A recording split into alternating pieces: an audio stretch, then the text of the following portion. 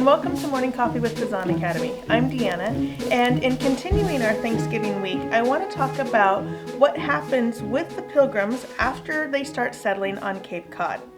Now, they land in November of 1620, and for a few weeks, they're shuttling back and forth, still living on the Mayflower while they're building their settlement, and they chose an area across the Cape in Plymouth. Now, where they first settle is called Burial Hill in the modern world, and this is a place where they built their first settlement. It's also the place where we have the graves of the earliest settlers, including William Bradford. So William Bradford was one of the leaders on the ship and on the journey. He, as well as John Carver and a few others, were the ones that really kept the group together. That first winter, half of the settlers died, and that's due to malnutrition. They just didn't have enough food, but also because of the bitter cold. When they built their houses, they didn't have modern insulation, obviously, and the winter is so brutal in New England that they died of starvation, but also of freezing. William Bradford and Mr. Standish and Mr. Carver, they were the leaders of the colony, and Mr. Carver was elected the first governor. Now, only 4 out of the 20 women who sailed across on the Mayflower survived that first winter. John Carver dies in April of 1621, and William Bradford is elected unanimously as governor.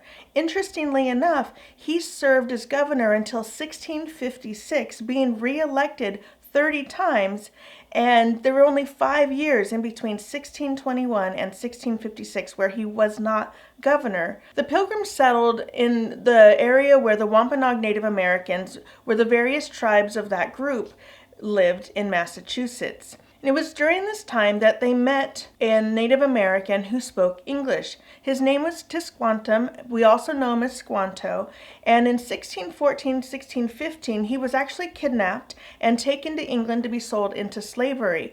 But he escaped, and over time he made his way back to the New World. And he was trying to find his people, but learned that they had all died of the plague. Well, he became a friend of the Pilgrims and was really instrumental in helping translate language between the Native Americans and the Pilgrim settlers. During the fall, there's a Native American tradition, and a lot of civilizations and cultures have this tradition, and it's a harvest feast. And this is a very normal thing where everybody gets together and they pick the bountiful harvest and they have a feast that lasts several days. We have evidence of this going back to the Mesopotamian times. This was also a Native American tradition. In the fall of 1621, the Pilgrims invite the Native Americans to have a feast. The feast lasts for 3 days, and the Native Americans bring 5 deer. Now, for the English, this is a real treat because in England, the deer were basically only available in the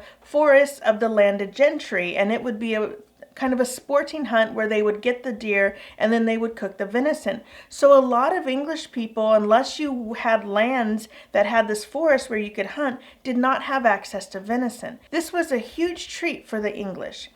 We also know that the English had gone out to hunt waterfowl. During this time of year, the birds are migrating south, and they would have had an abundance of ducks and geese, not necessarily turkeys, so that's most likely what they would have had. They also would have had Indian corn, and the English called the corn in the New World Indian corn to distinguish it from what they called corn back home in England, which would include oats and barley and those sorts of things. They had corn, they probably had some sort of squash, there would have been some other vegetables, definitely would have been oysters and fish, these waterfowl that they would have hunted, and then the deer that the Native Americans would have brought.